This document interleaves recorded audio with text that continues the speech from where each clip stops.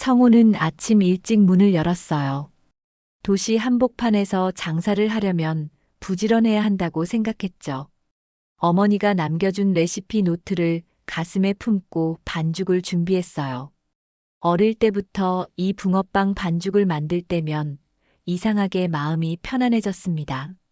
밀가루와 달콤한 판소를 섞는 과정이 마치 어머니와의 추억을 이어주는 의식 같았죠. 가게는 아담했지만 늘 따뜻한 향기가 가득했어요. 붕어빵을 굽는 틀에서 올라오는 고소한 냄새가 지나가는 사람들의 발걸음을 붙잡았습니다. 다들 도시에서 가장 맛있는 붕어빵이라며 칭찬해 주었어요. 성우는 그 칭찬이 부담스럽기도 했지만 한편으로는 자랑스러웠습니다. 붕어빵을 통해 어머니가 남긴 애정과 정성이 전해지는 것만 같았죠. 손님들은 주로 직장인들이었어요. 아침부터 빵을 한 봉지 사들고 출근하는 사람도 있었고, 점심시간에 후식으로 사가는 사람도 많았죠. 모두가 분주하게 움직이는 시내에서 붕어빵 가게는 잠시 쉬어갈 수 있는 작은 쉼터 같았습니다. 성우는 주문을 받으며 환하게 인사를 건넸어요. 따뜻한 붕어빵 나왔습니다. 오늘도 좋은 하루 보내세요. 손님들은 짧게 고마움을 표하고 다시 바쁘게 각자의 길을 향해 떠났습니다. 그 모습을 지켜보면 성우는 문득 자신이 어머니와 함께 있던 과거로 돌아간 기분이 들었어요. 5살 무렵의 기억은 희미했지만 어머니가 붕어빵을 구울 때마다 환하게 웃던 모습만큼은 선명했습니다. 이 붕어빵 하나에 담긴 사랑이 너의 인생에 큰 위로가 될 거야. 어머니는 늘 말하곤 했어요. 그 말이 사실이었던 걸까? 성우는 늘 붕어빵을 만들 때면 가슴속이 따스해졌습니다. 그리고 어머니의 말처럼 이 붕어빵이 다른 사람들에게도 작은 행복을 전해주리라 믿었어요. 어릴 적 어머니가 실종되었다는 사실은 늘 가슴 한편에 아픈 상처로 남아 있었습니다. 갑자기 사라진 어머니를 찾기 위해 온갖 노력을 했지만 아무런 소식도 듣지 못했죠. 같이 살던 아버지도 일찍 떠난 터라 성우는 할 수 있는 게 없었어요. 어머니에 대한 마지막 기억은 그가 5살 때 함께 붕어빵을 만들던 장면이었습니다. 그래서인지 붕어빵을 만들 때면 어머니의 온기가 그대로 전해지는 느낌이었어요. 어머니가 지금도 어딘가에서 날 지켜보고 계실까? 그래서 내가 이렇게 붕어빵을 굽는 걸 알고 계실까? 성우는 가끔 혼잣말을 하듯 그렇게 중얼거리곤 했습니다. 어느덧 늦은 오후가 되었고 거리에는 퇴근하는 사람들로 붐비기 시작했어요.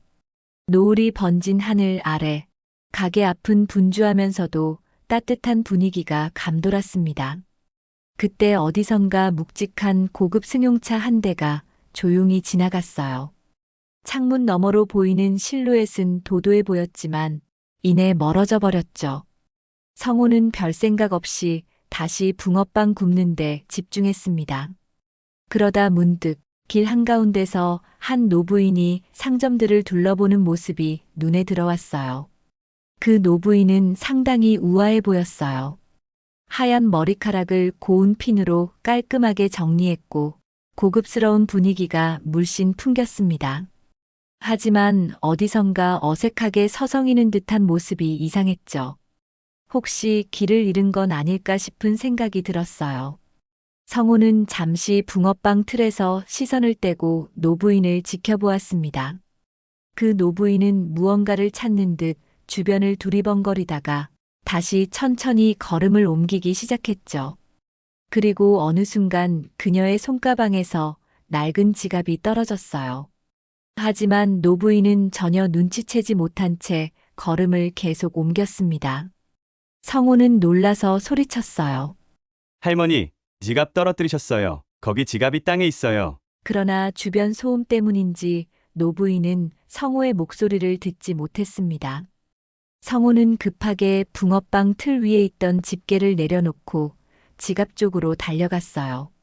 낡은 지갑에는 손때가 많이 묻어 있었고 곳곳이 닳아 있었습니다. 이거 그냥 두면 안 되겠지? 성우는 잃어버린 물건을 제대로 주인에게 돌려주는 것이 당연하다고 생각했습니다. 가게를 잠시 비워둘 수 없어 망설였지만 우선 지갑을 집어들고 노부인을 뒤쫓았어요. 그러나 이미 노부인은 사람들 틈으로 사라진 뒤였습니다. 정말 순식간이네. 이렇게 많은 인파 속에서 저분을 찾을 수 있을까? 성호는 한참 동안 둘러보았지만 노부인의 모습은 보이지 않았어요. 멍하니 가게 앞으로 돌아오니 이미 붕어빵이 조금 탔습니다. 성호는 허둥지둥 타버린 붕어빵을 치우고 다시 장사를 정비했어요. 갑작스러운 일에 마음이 심란했지만 일단 지갑을 안전하게 두는 게 급선무였습니다. 문득 지갑 안에 연락처가 있을 거라는 생각이 들었어요. 그래. 이 안에 신분증이라도 들어있으면 쉽게 돌려줄 수 있겠지. 경찰서에 맡기는 것도 방법인데 혹시나 직접 연락할 수도 있잖아. 그렇게 마음먹고 하루 장사를 마감한 뒤 가게 안으로 들어가 지갑을 확인해 보기로 했습니다. 가게 문을 닫고 나니 밤 공기가 서늘하게 느껴졌어요. 바쁜 일과가 끝났음에도 성우는 떨어진 지갑이 계속 신경 쓰였습니다. 잃어버린 물건을 못 찾으면 저 할머니도 많이 당황하실 텐데. 성우는 낡은 지갑을 조심스럽게 열어봤어요. 언제 산 것인지 모를 오래된 지갑이라 안쪽에 가죽이 해진 부분도 있었죠. 첫 장을 펼치자 동전 몇 개와 영수증 몇 장이 나왔습니다. 영수증에는 이름도 적혀 있지 않았고 어디서 결제한 건지도 잘 알아볼 수 없었어요. 신분증이라도 있을까 싶어 지갑 속 깊은 곳을 살폈습니다. 하지만 신분증은 보이지 않았어요. 대신 낡은 사진 한 장이 눈에 들어왔죠. 사진을 꺼내보는 순간 성호는 숨이 멎을 듯한 충격을 받았습니다. 그 사진 속에는 젊은 여성이 아기를 안고 밝게 웃고 있었어요. 그리고 그 얼굴은 너무나도 익숙했습니다. 우리 엄마인데? 성호는 사진을 손에 들고 멍하니 서 있었습니다. 어린 시절 집에서 봤던 어머니가 아기를 안고 있는 사진과 똑같았어요. 그때 아기 역시 엄마 품에 안긴 작은 자신이었죠. 왜 엄마 사진이 여기 있는 거지? 말도 안 돼. 어머니가 실종된 뒤로 성호는 어머니의 흔적을 찾아볼 수 없었습니다.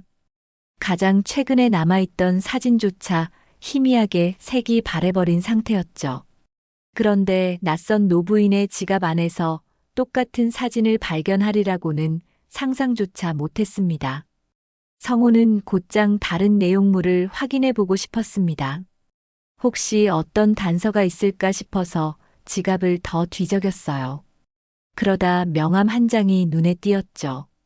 송혜진, 송그룹 회장. 반듯한 서체로 인쇄되어 있었고 전화번호와 본사 주소가 적혀 있었습니다. 송그룹은 누구나 이름만 들으면 알 수 있을 정도의 대기업이었어요. 수많은 계열사를 거느리고 있는 거대 재벌가였죠. 설마 이송혜진 회장이라는 분이 엄마하고 무슨 관계가 있는 걸까? 왜 엄마 사진이 이런 데 들어있는 거지? 순간 머릿속이 하얗게 변하면서 복잡한 감정이 휘몰아쳤습니다. 한편으로는 어머니에 대한 단서를 찾은 것만으로도 가슴이 뛰었어요. 또 한편으로는 엄청난 기업 재벌가의 이름이 섞여 있다는 사실에 두려움이 밀려왔습니다. 성우는 사진을 다시 들여다보았어요. 어머니가 온화하게 웃고 있는 모습이 그대로 보였죠. 마치 지금 이 순간에도 잘 있었니? 라고 묻는 것만 같았습니다. 가슴이 저릿하게 아파왔고 반가우면서도 두려운 마음이 교차했습니다. 손끝이 떨려서 사진을 차마 넣지 못하고 몇 번씩 쳐다보았어요. 기억 저편에 있던 어린 시절의 마지막 장면이 떠올랐습니다. 그날도 어머니는 붕어빵을 만들면서 환하게 웃었어요. 우리 성우 붕어빵 많이 먹고 어서 커야지. 나중에는 엄마 대신 이 레시피로 사람들을 행복하게 해줄 거야. 그러고는 갑자기 어머니는 사라져버렸습니다. 기억 속에 어머니가 왜 사라졌는지는 알 수 없었지만 그날의 혼란스러움은 지금도 선명했어요. 성호는 지갑을 꼭 쥐고 한참 동안 자리에 앉아 있었습니다. 밖에서는 늦은 밤의 도시 소음이 희미하게 들려왔어요.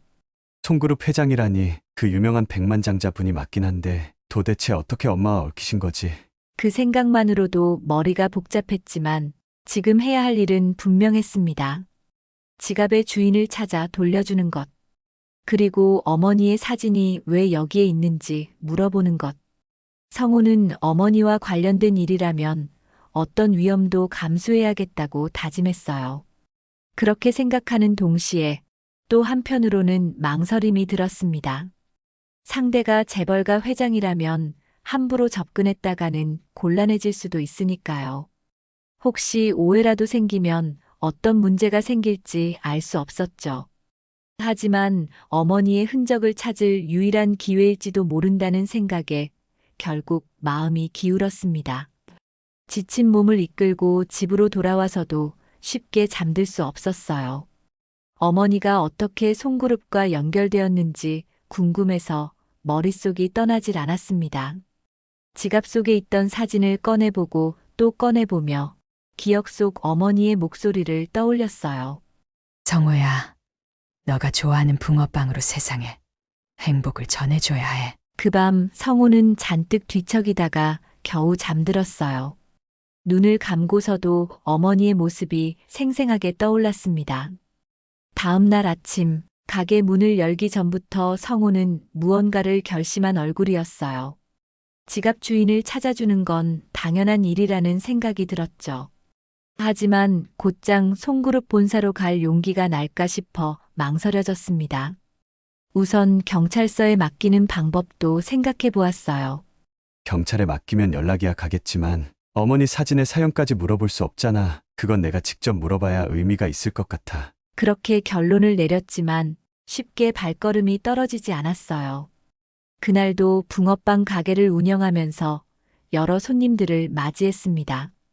평소와 다름없이 바쁜 시간이었는데 마음은 온통 지갑에 담긴 사진에 가 있었습니다. 혹시 자신이 몰랐던 어머니의 과거가 있을지 모른다는 생각에 계속 가슴이 뛰었죠. 한낮이 지나고 저녁이 오기 시작했어요. 손님이 다소 줄어든 틈을 타 성우는 다시 한번 지갑을 꺼내보았습니다. 송혜진, 송그룹 회장이라는 명함 위에 선명한 주소가 적혀 있었어요. 도시 중심에 우뚝 솟은 마천루, 송그룹 본사 빌딩은 멀리서도 그 위용이 보일 정도였죠. 그래, 결심했어. 어머니에 대한 단서를 찾기 위해서라면 못 갈 데가 없지. 가서 지갑을 돌려주고 사진에 대해 여쭤보자. 그렇게 생각하고 나니 오히려 마음이 조금 편안해졌어요. 선택은 분명했지만 두려움과 긴장이 뒤섞인 감정이 쉽게 사라지지는 않았습니다. 그날 밤 가게 문을 일찍 닫고 집으로 돌아온 성호는 다시 한번 레시피 노트를 꺼냈어요. 어머니가 남긴 낡은 레시피 노트는 자신에게 힘을 주는 부적 같은 존재였습니다. 엄마, 나 내일은 큰 결정을 내려보려고 해요. 엄마가 어디에 계신지는 모르지만 날 보고 계시다면 힘을 주세요. 그 말 한마디를 마음속으로 되뇌고 노트 표지를 조심스럽게 쓰다듬었어요. 그 노트에는 어머니가 직접 적은 손글씨가 가득했죠. 달콤한 팥소의 비율, 밀가루와 물의 농도, 온도별 반죽 숙성 시간까지 꼼꼼히 적혀 있었습니다. 그 세세함이 어머니의 정성과 사랑을 그대로 보여주는 것 같았습니다. 다음 날 아침이 밝았고 성우는 늦가을의 서늘한 공기를 마시며 일찍 집을 나섰어요. 가게는 하루 쉬어야겠다고 마음먹었습니다. 어머니의 사진이 담긴 지갑을 꼭 돌려주고 답을 찾아오겠다고 결심했죠. 낡은 조끼를 걸친 채 지하철을 타고 다시 버스를 갈아타며 도시 중심부로 향했습니다. 송그룹 본사에 도착했을 때 성우는 눈앞에 펼쳐진 웅장한 빌딩을 보고 잠시 말문이 막혔어요. 광활한 로비부터 고급스러운 인테리어까지 모든 것이 낯설고 거대했습니다. 내가 이런 곳에 들어가도 되는 걸까? 하지만 망설일 시간이 없다고 스스로를 다독였어요. 지갑을 꼭 쥐고 로비 한가운데로 걸어갔습니다. 안녕하세요. 송혜진 회장님을 뵙고 싶습니다. 안내 데스크 직원은 낡은 조끼와 달콤한 붕어빵 냄새가 배어있는 성우를 힐끔 쳐다봤어요. 약속이 있으신가요? 회장님을 그냥 만날 수는 없는데요. 성우는 지갑을 조심스럽게 들어보였어요. 이 지갑을 주었습니다. 어제 한 노부인이 떨어뜨리고 가셨는데 안에 송혜진 회장님 명함이 있었어요. 직원은 곤혹스러워 보이면서도 혹시 회장 개인 소지품일 수 있기에 함부로 내칠 수도 없다는 표정이었습니다. 잠시만 기다려 주세요. 성우는 가슴이 미친 듯이 뛰었어요. 어머니에 대한 단서를 찾기 위해 여기까지 왔지만 정말 이곳에서 무엇을 얻을 수 있을지 확신할 수 없었습니다. 화려한 샹들리에가 빛나는 로비에서 성우는 자신이 한없이 작은 존재처럼 느껴졌어요. 직원은 어딘가로 전화를 걸고 조용히 대화를 나눴습니다. 그 사이에 성우는 로비를 둘러보았어요. 군데군데 포스터나 회사 연역이 전시되어 있었고 송그룹의 역사가 얼마나 오래되고 방대한지 알 수 있었죠. 정말 대단한 회사구나. 이렇게나 커다란 그룹이라면 어머니와 관련된 무언가가 분명 있을지도 몰라. 그러나 동시에 어머니가 왜 이 재벌가와 연결되어 있을지 알 수 없다는 사실이 두렵기도 했습니다. 직원이 전화를 마치고 성우에게 다가왔어요. 이쪽으로 잠시 앉아서 기다려 주세요. 곧 안내해 드리겠습니다. 성우는 직원이 안내한 소파에 조용히 앉았습니다. 손에 쥔 낡은 지갑이 땀으로 축축해진 듯 느껴졌어요. 긴장과 설렘이 뒤섞인 채로 그는 그저 숨을 고르며 기다릴 수밖에 없었습니다. 사람들은 바쁘게 로비를 오가며 자신들의 업무를 보고 있었어요. 양복을 입은 이사급 인물들도 빠른 걸음으로 지나갔고 해외 지사에서 온 듯한 외국인들도 보였습니다. 화려한 세계와는 전혀 어울리지 않는 자신을 의식하니 어깨가 움츠러들었지만 그래도 포기할 수는 없었죠. 아무리 부자고 재벌가라고 해도 지갑 주인을 찾아주는 건 당연한 일 아니겠어. 거기에 엄마와 관련된 사진까지 있으니 꼭 물어봐야 해. 성우는 굳게 마음을 다잡았습니다. 어머니가 어떻게 이 그룹과 연결되어 있는지를 알아내기 전에는 물러서지 않을 생각이었어요. 그리고 어쩌면 어머니가 사라진 이유까지도 알 수 있을지 모른다는 작은 희망이 생겼습니다. 시간이 조금 더 흘렀고 안내 데스크 뒤쪽에 있던 엘리베이터 문이 열리는 소리가 들렸어요. 성우는 그 소리를 듣고 반사적으로 고개를 돌렸습니다. 그때 어제 길에서 지갑을 떨어뜨렸던 노인이 내렸습니다. 노인이 굳이 멀리서 봐도 바로 알아볼 수 있을 만큼 인상이 또렷했어요. 우아한 차림새도 같았지만 미묘하게 표정이 굳어져 있는 것처럼 느껴졌습니다. 성우는 지갑을 내밀었어요. 이 지갑 할머니께서 떨어뜨리고 가셨어요. 주인을 찾아드리려고 가져왔습니다. 노인은 지갑을 확인하고 고개를 끄덕였어요. 고맙습니다. 이 지갑은 그냥 돈이 아닌 아주 귀한 물건이 들어있거든요. 성우는 이미 그 귀한 물건이 뭔지 알고 있었어요. 어머니 사진이 들어있었으니까요. 하지만 차마 바로 꺼내 물어보진 못하고 노인을 가만히 지켜봤습니다. 노인은 지갑 속 사진을 꺼내 확인하더니 내 쪽으로 시선을 돌렸어요. 성우는 용기를 내어 말을 꺼냈어요.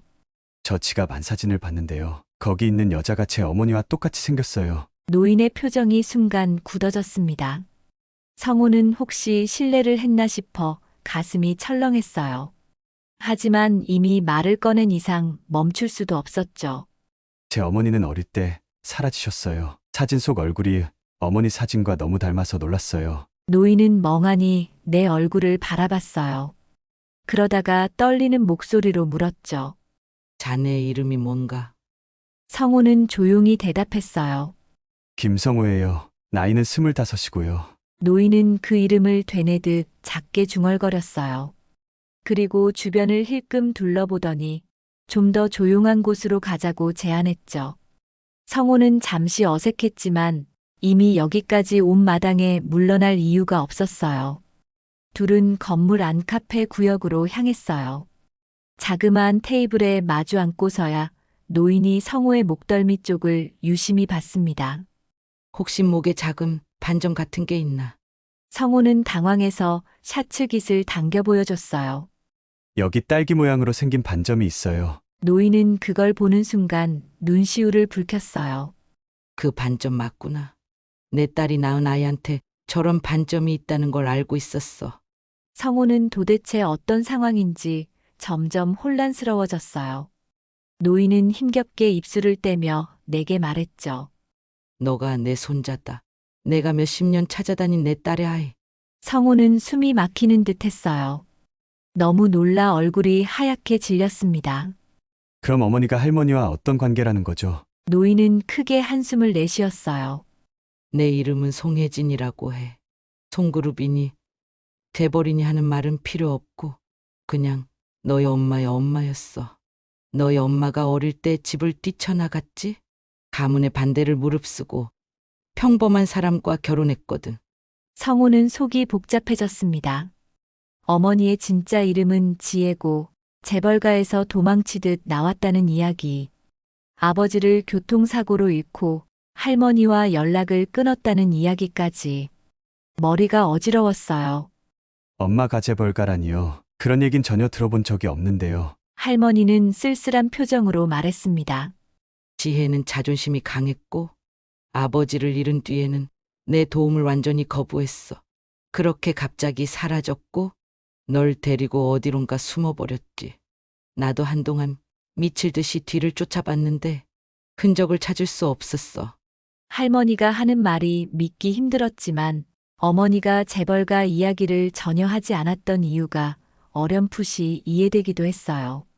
어머니가 누구에게도 말 못할 아픈 과거를 품고 계셨나 싶었죠.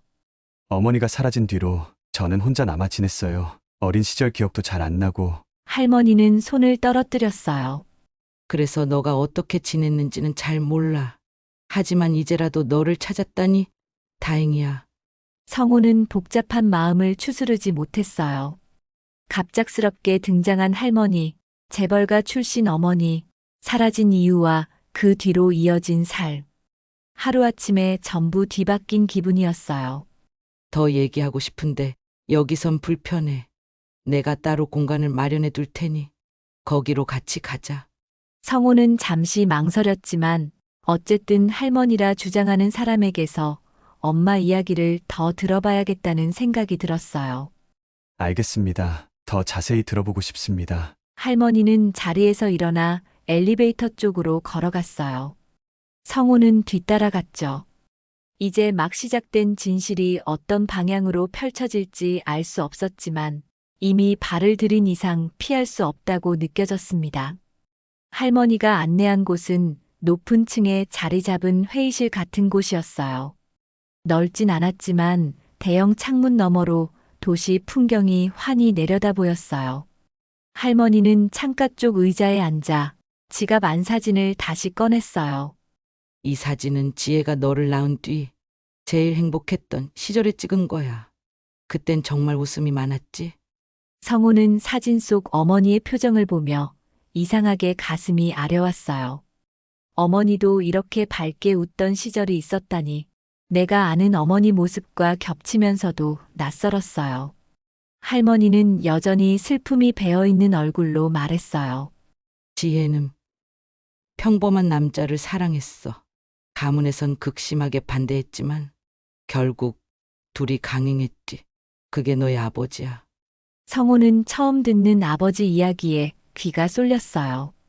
어머니가 아버지에 대해 말하기를 꺼리셨는지 내 기억에도 희미하게만 남아있거든요. 할머니는 창밖을 바라보며 얘기했어요. 너희 아버지는 좋은 사람이었어. 지혜가 임신했다는 걸 알고 더 열심히 일하면서 웃음을 잃지 않았지. 하지만 교통사고로 세상을 떠났어. 그때 지혜가 무너졌고 난 딸을 데려오려 했는데 성호는 숨을 참으며 이야기를 들었어요. 할머니는 손목을 매만졌어요. 지혜는 내가 싫었을 거야. 처음부터 결혼을 반대했고 다위에게도 못되게 굴었으니까 돈을 줄 테니 돌아오라고 아이를 위해서라도 그러라고 했는데 딸은 거부했어. 그러고는 너를 데리고 완전히 사라졌지.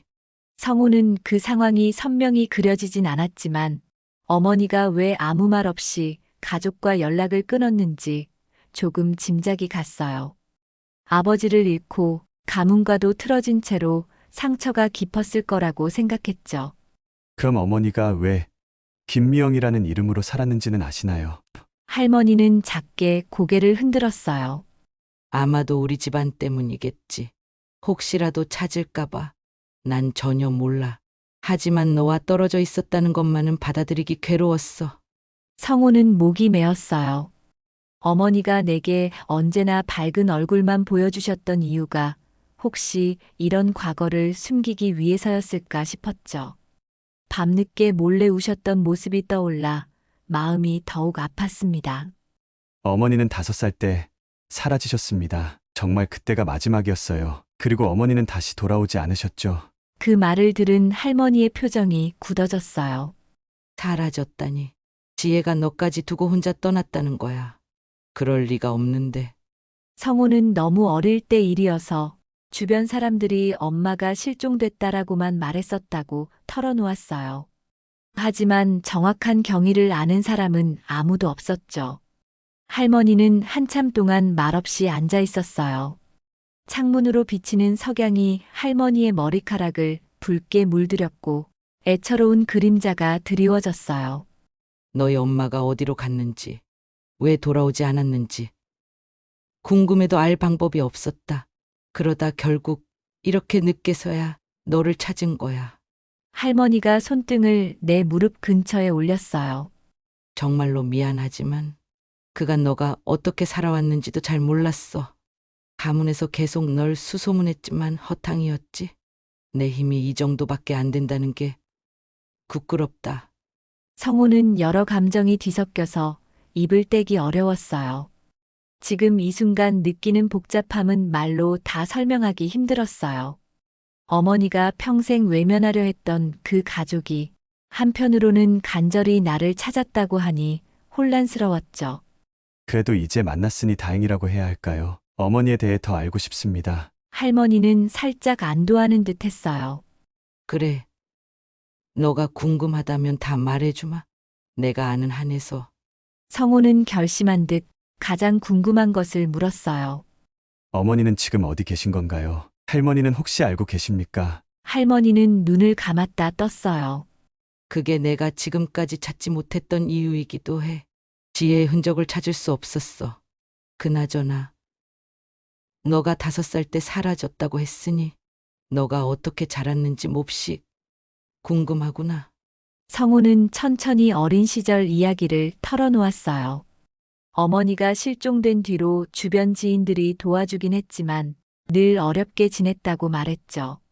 아버지 지인인지 어머니 친구인지 확실치 않은 어른들 사이를 전전하며 자랐다고 덧붙였어요. 그나마 어머니에게서 물려받은 건 이 붕어빵 레시피뿐이었다고 했습니다. 할머니는 성우의 얘기를 들으며 계속 눈물을 글썽였어요. 지혜가 널 얼마나 사랑했는데 꼭 너랑 함께였을 텐데. 왜 이렇게 됐는지 정말 이해가 안 된다. 할머니는 한참 동안 말없이 앉아 있었어요. 창문 너머로 들어오는 석양이 할머니의 머리카락을 붉게 물들였어요. 애처로운 그림자가 의자 뒤로 길게 드리워졌습니다. 성우는 지난 세월 동안 얽힌 감정이 한꺼번에 밀려드는 듯 복잡해졌어요.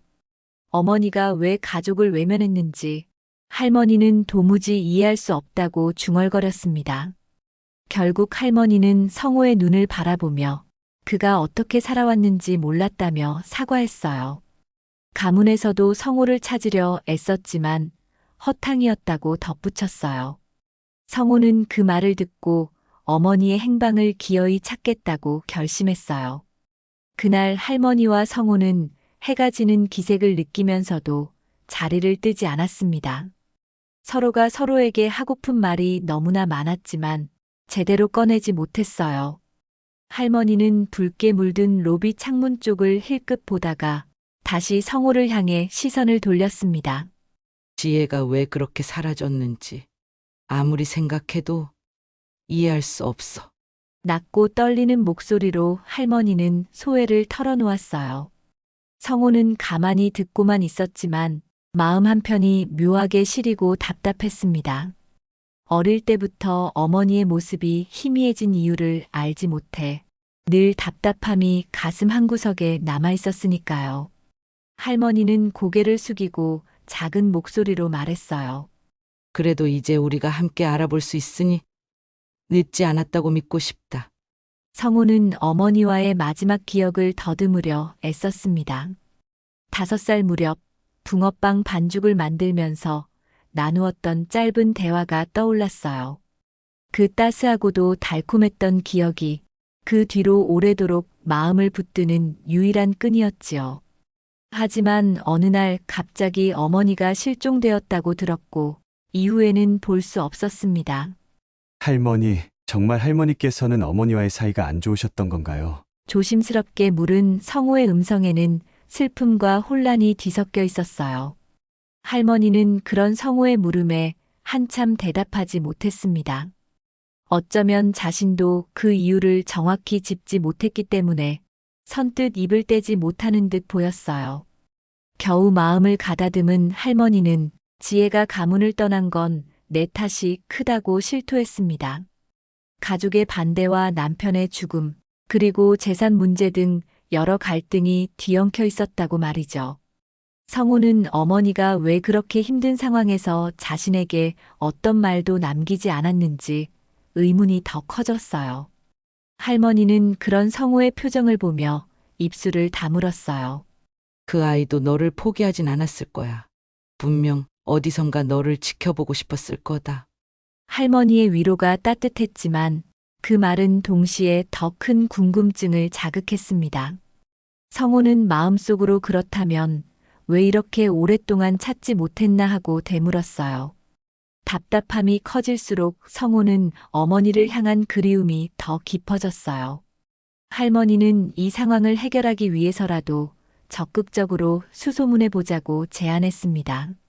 예전에 쌓아놓은 가문 관계가 있으니 그 인맥을 최대한 써보마. 너도 혹시라도 기억하는 것들이 있으면 다 떠올려봐라. 성우는 그 말에 고개를 끄덕였어요.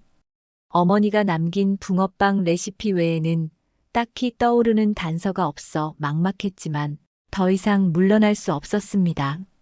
가문에서조차 찾지 못했다면 이제는 자신이 직접 나서야 한다고 마음먹었어요. 긴 대화 끝에 할머니는 주변을 살피며 말했어요. 시간이 늦었구나. 오늘 이야기는 여기까지 하고 내일부터 본격적으로 움직여 보자. 성우도 지친 몸을 이끌고 자리에서 일어섰어요. 하지만 마음은 더욱 복잡해졌고 스산한 바람이 불며 노을이 지는 저녁 거리를 나서는데도 머릿속 생각들이 사라지지 않았습니다. 어머니, 정말 어디에 계신가요? 짙은 어둠이 내려오는 도시 한복판에서 성우는 어린 시절의 낡은 기억을 다시금 붙잡았습니다. 그리고 반드시 어머니를 찾겠다는 결심을 굳게 다졌어요. 그 뒤 할머니는 자신의 영향력을 총동원해 김미영 혹은 송지혜라는 이름을 조사하기 시작했습니다. 성우 역시 붕어빵 가게를 잠시 접고 어머니와 관련된 단서를 찾는 일에 전념했어요. 그러나 오래된 기록이라 도무지 실마리를 잡기가 쉽지 않았어요. 주변 사람들도 이미 연락이 끊겼다고 해서 자료가 부족하다고 합니다. 할머니는 끝까지 포기하지 않겠다고 말하며 성우에게 힘을 주었어요. 성우는 옛날 사진과 편지를 뒤져 날짜나 이름에서 힌트를 찾으려 했습니다. 그러다 어느 날 도시 변두리 허름한 식당에 김미영이 나타났다는 소문이 들렸어요. 두 사람은 혹시나 하는 마음으로 곧장 그 식당을 찾아보기로 했습니다. 수소문은 생각보다 쉽지 않았습니다. 성우가 가진 사진 속에 찍힌 인물들 중 몇몇에게 연락을 시도해봤지만 이미 번호가 바뀌었거나 행방이 묘연했어요. 할머니는 회사의 네트워크와 지인을 통해 경찰서나 주민센터 기록까지도 뒤져봤다고 했습니다. 그러나 김미영이라는 동명이인이 너무 많았고 결정적인 정보를 얻기 어려웠어요. 성우는 가게를 운영하던 때에 마주친 손님 중 혹시 어머니를 아는 이가 있었는지 떠올려봤지만 기억이 뚜렷하지 않아 스스로도 답답했어요. 그럼에도 할머니는 절대 포기하지 말자고 성우를 다독였습니다.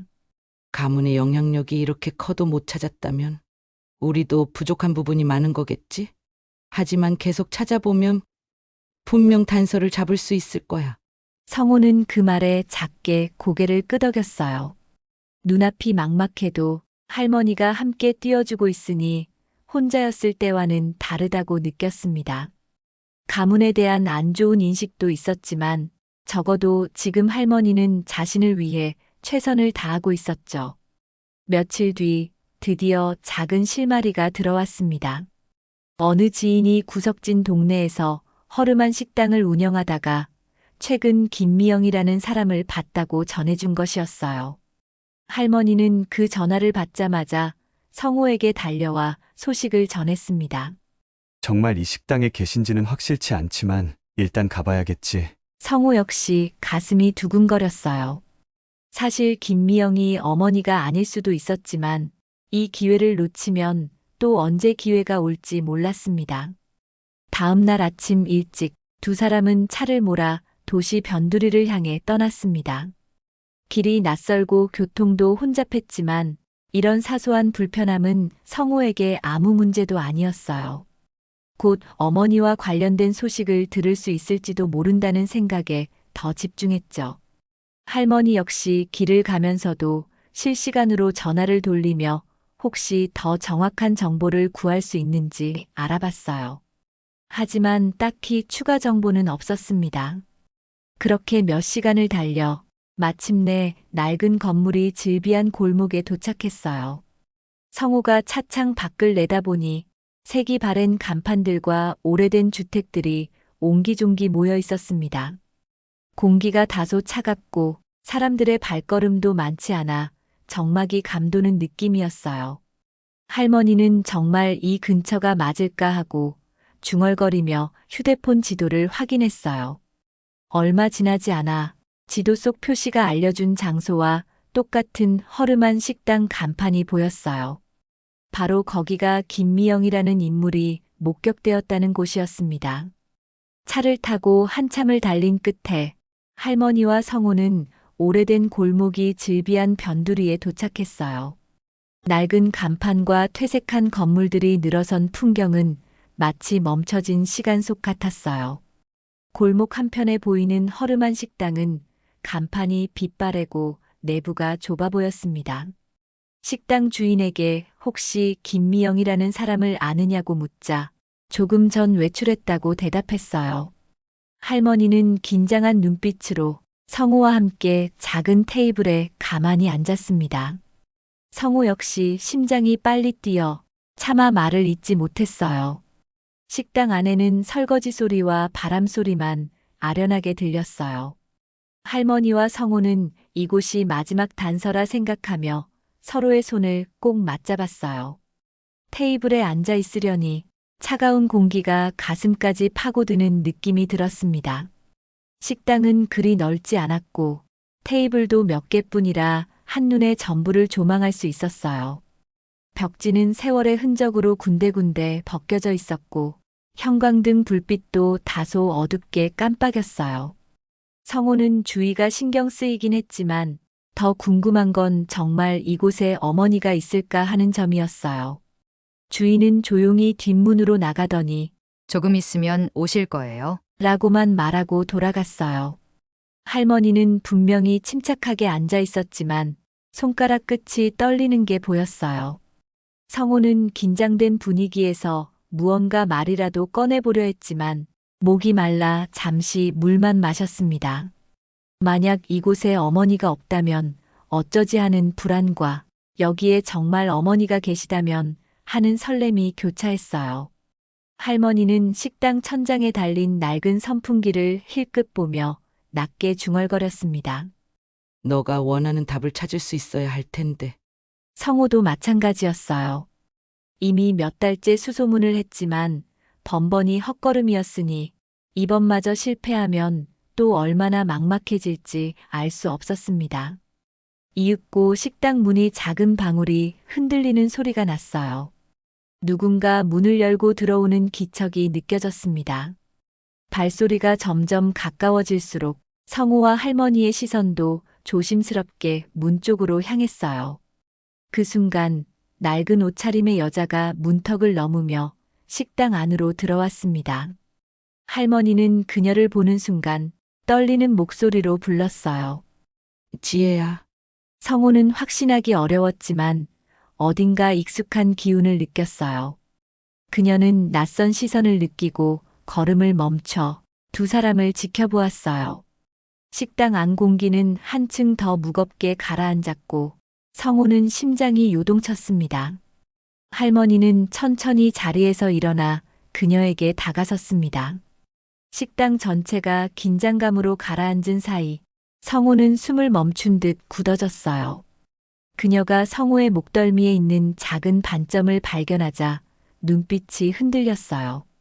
식당 안은 적막해졌고 작은 목소리가 번져 나왔어요. 성우 맞니? 할머니는 흐르는 눈물을 감추지 않고 목소리를 떨며 작은 손수건을 꺼냈습니다. 정말 너가 맞구나. 왜 일이 늦었을까? 어떻게 하면 널 찾을 수 있었을까?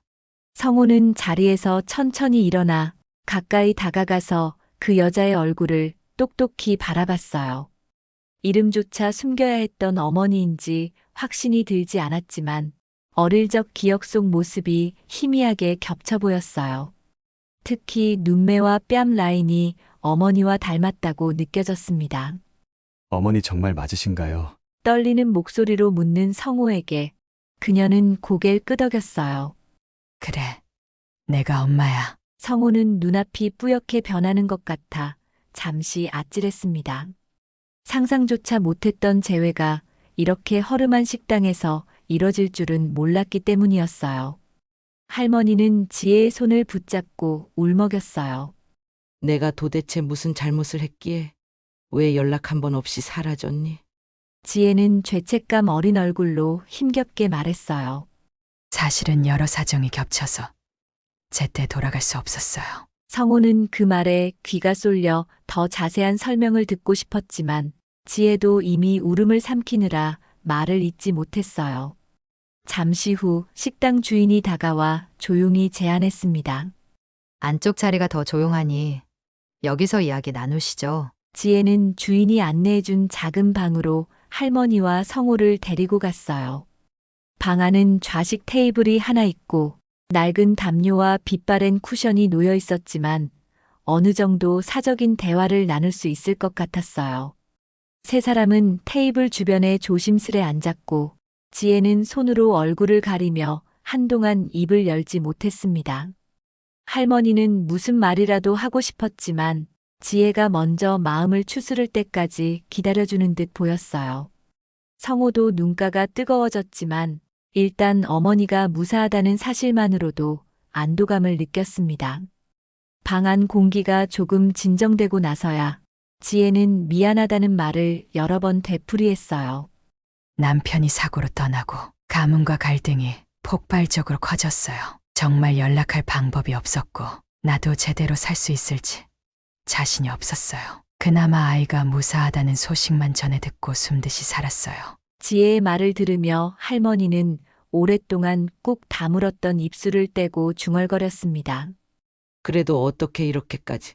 성우는 어머니가 아이만은 괜찮다고 믿은 채로 홀로 이곳에서 지냈다는 사실을 생각하니 복합적인 감정이 들었어요. 할머니는 지혜를 다그치려는 듯 했지만 결국에는 이제라도 만나서 다행이라고 작게 말했어요. 성우는 눈물을 글썽이며 조심스럽게 고백했어요. 어머니, 저는 붕어빵 가게를 하며 어머니의 레시피를 지켜왔습니다. 지혜는 그 말에 반응하듯 고개를 들었어요. 너가 내 레시피를 이어간 거니? 정말 고맙구나. 성우는 더 많은 말을 하고 싶었지만 아직 마음이 정리되지 않아 한 문장씩만 겨우 뱉었습니다. 어머니가 어디에 계시든 이 레시피로 함께인 기분이었어요. 할머니는 다시 한번 지혜의 손을 꼭 잡고 함께 돌아가자고 제안했습니다. 하지만 지혜는 고개를 저으면서 조용히 말했어요. 이곳에서라도 숨을 고르고 살다 보니 나름의 일상이 생겼어요. 성호는 그런 어머니의 결정을 쉽게 이해하긴 어려웠지만 한편으로는 지혜가 어두운 과거 속에서도 겨우 삶을 이어왔다는 사실을 알게 됐어요. 그래도 내가 너를 돌볼 수 있게 해줘. 그래요. 자주 찾아와 주세요. 이제는 더 숨지 않겠습니다. 성호가 간절히 바랐던 가족의 재회가 이렇게 이루어졌고 그날부터 세 사람은 새로운 인연을 향해 조심스럽게 걸음을 떼었습니다. 지혜가 자신이 송지혜임을 인정하고 한동안 어디에도 알리지 못한 사연을 털어놓은 뒤로 식당 안 공기는 묘하게 달라졌어요. 할머니는 지혜가 왜 그렇게 긴 시간 동안 연락을 끊고 숨어 지내야만 했는지 조금씩 이해하게 되었지만 여전히 마음속에는 복잡한 감정이 뒤섞였죠. 성호도 마찬가지였어요. 수년간 쌓여온 궁금증과 그리움이 한꺼번에 찾아와 무엇부터 물어야 할지 정리하기 어려웠습니다. 지혜는 그날 이후로 어색하지만 조금씩 할머니와 성호를 받아들이기 시작했어요. 식당 일이 없을 때면 세 사람이 함께 모여 차를 마시면서 과거 이야기를 조심스레 나눴죠. 할머니는 숨겨두었던 죄책감을 털어놓으며 지혜를 제대로 돌보지 못한 일을 후회했습니다. 그때 내가 더 따뜻하게 안아줬다면 이렇게 긴 세월 헤어지지 않았을 텐데. 이런 말에 지혜도 괜스레 눈시울이 붉어졌어요. 성호는 지혜가 이곳에서 어떻게 생활해 왔는지 궁금해했어요. 어쩌다 보니 이 식당에서 일하게 되었고, 그래도 착한 주인 덕분에 조용히 지낼 수 있었다고 지혜는 대답했습니다. 가끔 아이가 어떻게 지내는지 궁금했지만 어디부터 어떻게 수소문해야 할지 몰랐어요. 한번 가문 쪽으로 연락했다가는 다시는 숨을 곳이 없을 거라 생각했죠. 지혜의 말에 할머니는 괴로운 듯 입술을 깨물었어요. 성우는 붕어빵 가게 이야기를 하며 지혜에게 어머니의 레시피가 얼마나 많은 사람들에게 사랑받고 있는지 전해주었어요. 저도 잘 모르겠지만 이상하게도 어머니의 손맛이랑 똑같다는 평가를 받을 때가 많아요. 지혜는 그 말에 작게 웃으며 말했어요. 그 레시피는 내가 결혼하기 전부터 공들인 거였어. 한 사람이라도 더 행복해지면 좋겠다고 생각했는데 너가 그 뜻을 이어줬구나. 할머니는 그 대화를 지켜보며 두 사람 사이의 유대감이 얼마나 깊은지 깨닫게 됐습니다. 젊은 시절부터 고생만 해온 지혜가 이제라도 성우와 마주 앉아 마음을 나눌 수 있다는 사실이 기쁘면서도 한편으로 미안했어요. 지혜야, 그래도 몸을 너무 혹사시키지는 않니? 이 식당 일이 녹록지 않아 보인다. 할머니가 걱정스레 물었지만 지혜는 담담히 고개를 저었어요. 이미 익숙해졌으니 괜찮습니다. 덕분에 살아있다는 기분을 느끼고 있으니까요. 성우는 어머니가 이처럼 힘겹게 살아왔다는 걸 알게 되자 가슴 한편에서 이상한 울분과 안도가 동시에 치밀어 올랐어요. 적어도 지금이라도 만나게 돼서 다행이긴 해요. 하지만 어머니도 이제는 좀 편하게 지내셨으면 좋겠습니다. 지혜는 그 말에 작게 눈을 감고 답했어요. 그럴 수 있다면 정말 좋겠네. 할머니는 작게 한숨을 쉬며 말을 꺼냈죠. 내가 어떻게든 도울 길이 있을 거야. 날 너무 미워하지 않는다면 가문 재력이라도 조금 써보자꾸나. 하지만 지혜는 당장 그 제안을 받아들이기 꺼려했어요. 가문에서 받은 상처가 너무 깊었고 마치 다시 옛날로 돌아가는 듯한 두려움이 있었기 때문이었죠. 할머니도 그 마음을 이해했기에 억지로 데려가려는 태도는 보이지 않았습니다. 조금씩 가까우면 된다. 내가 할 수 있는 일은 너희 곁에 있는 것뿐이야. 그렇게 말한 뒤 할머니는 지혜의 손을 가만히 잡아주었어요.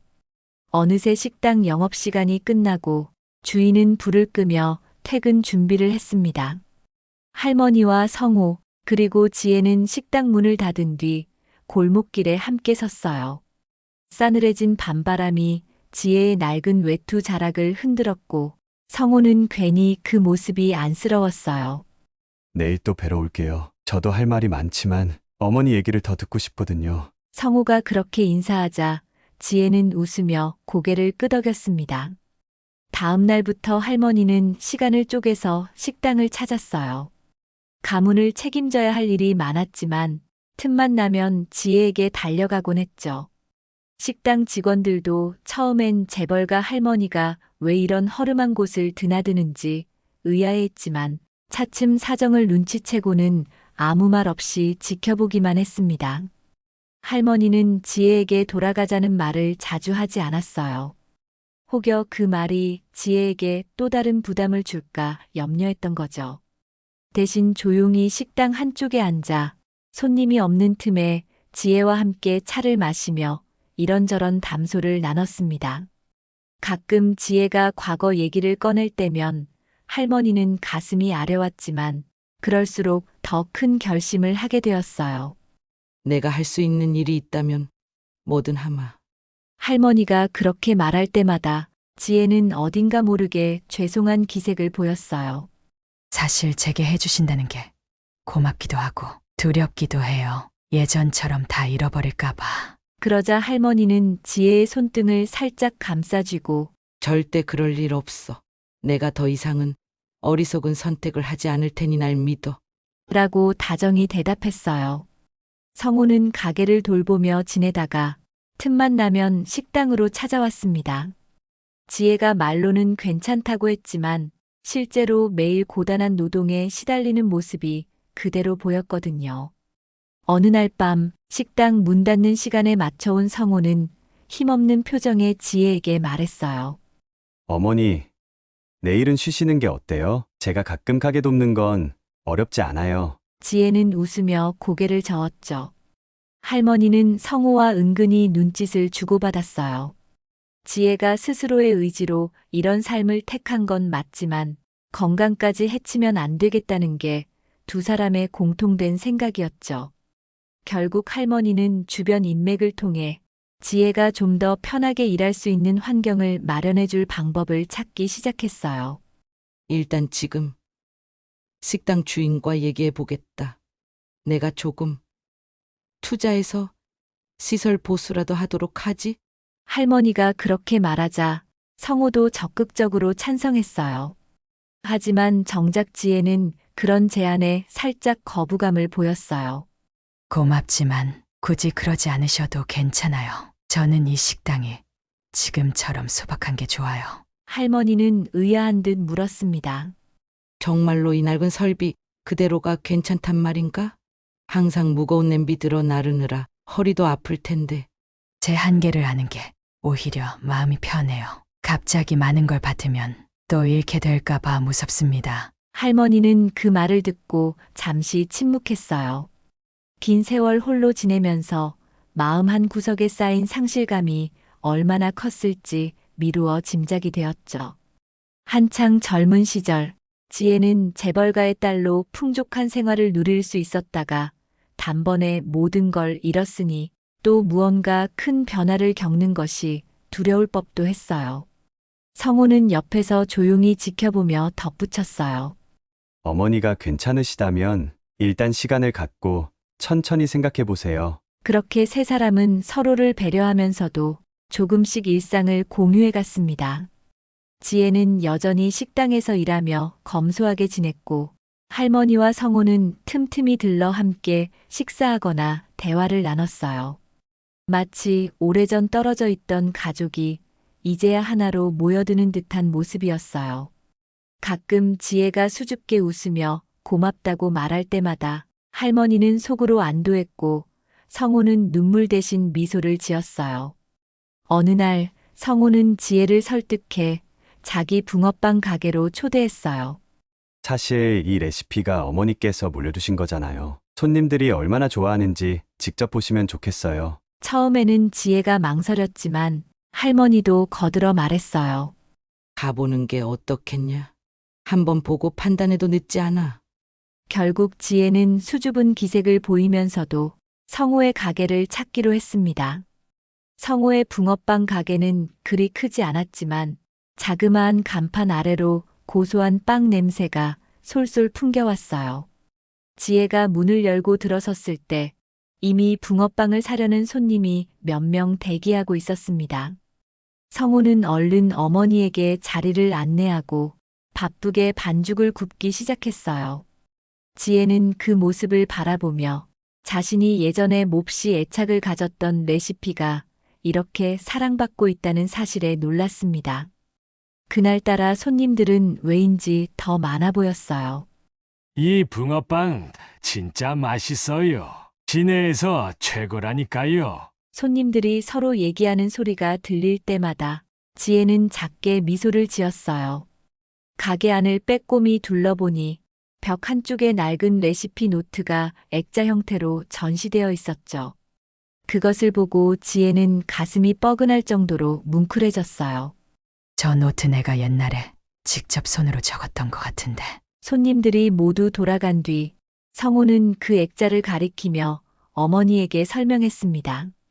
이 노트가 없었다면 저도 여태 제대로 빵을 굽지 못했을 거예요. 가끔 손글씨를 따라 읽어보면 어머니가 제게 말씀하시는 것 같은 기분이 듭니다. 지혜는 고개를 끄덕이며 액자에 손을 대봤어요. 어릴 적 정말 열심히 연구해서 만든 레시피였는데 정말 너가 이렇게 발전시킬 줄은 몰랐구나. 할머니는 그 모습을 옆에서 지켜보다가 흐뭇한 미소를 지었어요. 성호가 널 참 많이 닮은 듯해. 열정적이면서도 묵묵히 자기 길을 가는 면이 있지. 지혜는 부끄러운 듯 했지만 눈빛은 자부심과 뿌듯함이 번져 보였어요. 성호는 그런 어머니의 반응을 지켜보며 이제야 진짜 가족으로 인정받은 느낌이 들어서 마음이 따뜻해졌습니다. 가게가 한가해진 뒤 성호와 지혜, 그리고 할머니는 테이블에 모여 앉아 간단히 식사를 했어요.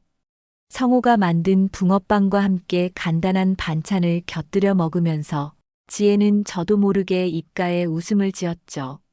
언젠가부터 붕어빵 냄새를 맡으면 꼭 내 어린 시절이 떠오르곤 했는데 오늘은 좀 다른 기분이네요. 그렇게 말하는 지혜의 목소리가 씁쓸하면서도 한결 편안해 보였어요. 할머니는 칭찬을 아끼지 않았어요. 이제 너도 자랑스러워해도 돼. 내 레시피가 이렇게 많은 사람을 즐겁게 하잖니. 지혜는 여전히 겸손했지만 솔직히 속내를 털어놓았어요. 사실 오늘 직접 보니 마음이 좀 풀린다고 해야 할까요? 그동안 내가 포기한 삶이 전혀 사라지진 않았구나 싶어요. 성호는 괜히 감격스러워져서 말했어요. 저도 앞으로 더 열심히 해볼게요. 어머니가 지켜봐 주시면 좋겠습니다. 그날 이후 지혜는 식당 일이 쉬는 날이면 가끔 성호의 가게를 찾았습니다. 예전에는 상상도 못할 일이었지만 이제는 붕어빵 틀에서 솔솔 풍기는 냄새를 맡으며 따뜻한 시간을 보내는 것도 나쁘지 않다고 느꼈거든요. 할머니는 그런 두 사람을 보면서 생각했어요. 드디어 우리 가족이 하나가 된 듯하구나. 당장 지혜가 식당을 그만두거나 혹은 가문으로 돌아가지 않아도 상관없었어요. 이렇게 함께 숨쉬는 순간이 생겼으니까요. 어느덧 시간이 흘러 지혜가 식당에 정착한 지도 벌써 여러 달이 지났어요. 할머니와 성호는 여전히 가끔씩 식당을 찾아가고 지혜도 오히려 그들을 반가워하며 맞아줬습니다. 세 사람은 이전과 다르게 지금 이대로도 충분하다고 느끼기 시작했죠. 큰 갈등이나 긴장이 사라지고 비록 늦게나마 서로를 보듬으려 애쓰고 있었으니까요. 어느 날 할머니는 작정한 듯 지혜와 성호를 불러 모아 작은 모임을 열었어요. 장소는 성호의 붕어빵 가게 뒤편에 있는 작은 사무공간이었죠. 내가 꼭 전하고 싶은 게 있어서 오늘 불렀네. 대단한 건 아니고. 할머니는 그렇게 서두를 뗐습니다. 성호와 지혜는 약간 긴장한 표정으로 할머니를 바라봤어요. 할머니는 두 사람에게 조그만 감사의 표현이라며 송그룹 측에서 소액이지만 지원금을 마련했다고 했습니다. 지혜가 식당을 조금 더 편하게 운영할 수 있도록 시설을 개선하거나 성호가 가게를 확장할 때 투자로 쓰면 어떻겠니? 지혜는 처음엔 거절하려 했지만 할머니는 한사코 말했어요. 이건 내 진심이야. 과거의 잘못을 조금이라도 덜고 싶거든. 결국 지혜는 마지못해 수락했고 성호도 고개를 숙였어요. 할머니의 성이라면 감사히 받겠습니다. 그러자 할머니는 안도한 듯 작게 웃었어요. 고맙네. 나도 이제야 가족에게 뭔가 보탬이 된 기분이구나. 분위기는 잔잔한 감동으로 물들었고 지혜는 의지를 보였어요. 저도 이 돈을 아무렇게나 쓰지 않고 꼭 더 많은 사람들에게 따뜻함을 나누는데 활용하고 싶어요. 그렇게 결심하자 지혜는 식당 주인과 상의해 주방 환경을 조금 개선하기로 했습니다. 골병이 될까 두려울 만큼 무거운 식기나 조리기구를 바꾸고 낡은 바닥도 고쳐서 더 안전하게 만들려 했어요. 내가 조금 더 오래 일할 수 있게, 그리고 나처럼 어려운 상황에 놓인 다른 사람도 고용할 수 있게 만들고 싶습니다. 할머니와 성호는 그런 지혜의 계획에 적극 찬성했죠. 성호도 붕어빵 가게에 소소하게 변화를 주기 시작했습니다. 지혜의 레시피라는 작은 코너를 마련해 어머니의 존재를 조심스레 알리려 했어요. 손님들이 그 레시피의 사연을 듣고 공감해 준다면 더 많은 이들이 따뜻함을 느낄 수 있을 거라 믿었거든요. 할머니는 이 아이디어에 박수를 치며 격려했습니다. 역시 성호답구나. 진정성 있는 이야기는 사람들 마음을 움직이니 말이야. 시간이 흐를수록 세 사람의 관계는 더욱 단단해졌어요. 지혜가 식당에서 일하며 얻은 돈 일부를 성호의 가게 일에 도와주기도 하고, 성호는 지혜에게 새 재료나 레시피를 함께 연구하자고 권유했어요. 할머니는 바쁜 회사 업무 속에서도 가끔씩 이들을 찾아와 소소한 일상을 함께 했죠. 그 풍경은 마치 오래전 가족이 깨지기 전으로 돌아간 듯한 안정감을 줬습니다. 어느 날 저녁 세 사람은 지혜의 식당이 아닌 성호의 가게에 모였어요. 가게 앞에는 작은 테이블이 하나 놓여 있고 그 위에는 붕어빵 몇 개와 따끈한 차가 준비되어 있었죠. 할머니는 차를 한 모금 마시며 말했어요. 어쩌면 우리에게 이 시간이 제일 소중한 선물인지도 모르겠다. 성호와 지혜도 동시에 고개를 끄덕였어요. 비록 가문에 대한 갈등이나 과거의 아픔이 완전히 사라진 것은 아니지만 지금 서로가 함께 웃을 수 있다면 그걸로 충분하다고 느꼈습니다. 그날 밤 성호의 가게가 문을 닫은 후에도 세 사람은 한참 동안 자리에서 떠나지 않았습니다. 찬바람이 불어오는 골목길, 가게 앞 테이블 위에는 이미 차가 식어가고 있었지만 서로 나누는 대화는 점점 더 뜨거워졌죠. 할머니는 찻잔을 내려놓으며 말했어요. 오늘따라 붕어빵 냄새가 더 달콤한 것 같구나. 성호는 그 말에 기분 좋게 웃으면서도 왠지 지혜의 표정을 살폈습니다. 지혜는 한동안 주변을 둘러보더니 작게 한숨을 내쉬었어요. 그 눈빛에는 묵직한 결심이 서려 있었습니다. 성호야, 엄마, 저 사실 식당을 그만두려고 해요. 갑작스러운 말에 성호는 깜짝 놀라 몸을 일으키려 했고 할머니도 눈이 커졌습니다. 갑자기 그게 무슨 말이니? 몸이 안 좋은 거야? 지혜는 고개를 천천히 저으며 강단 있는 목소리로 이어갔습니다. 아니요, 아픈 건 아니에요. 오히려 이제야 좀 살 것 같아서요. 식당에서 일하며 버틴 시간도 소중하지만 이대로라면 제가 정말 하고 싶은 걸 미뤄두기만 할 것 같아요. 성호는 그제야 지혜가 전하려던 말을 알아차린 듯 마음이 두근거렸습니다. 어머니가 정말로 하고 싶은 건 설마 지혜는 작게 웃으며 식당 안쪽에서 보이는 붕어빵 틀을 힐끗 바라봤어요.